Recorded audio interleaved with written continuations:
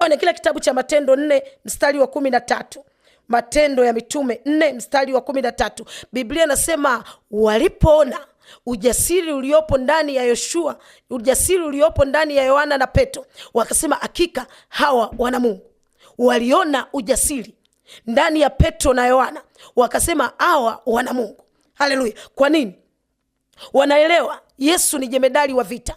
Haleluya. Mtu anapokuwa na Yesu ndani yake, ujasiri unaanza kuonekana ndani.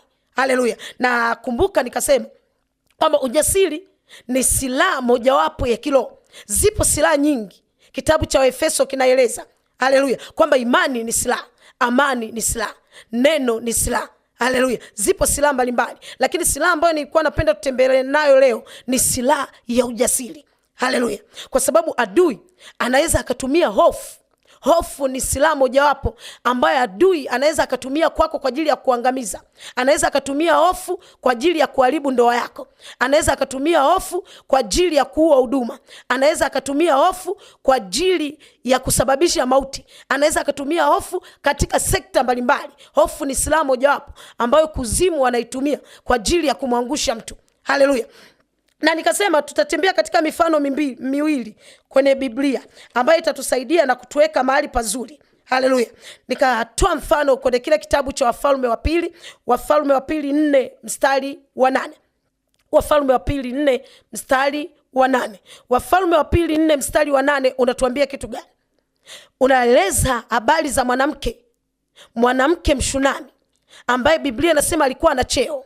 Haleluya. Biblia inasema huyu mwanamke alimkaribisha mtumishi wa Mungu Elisha.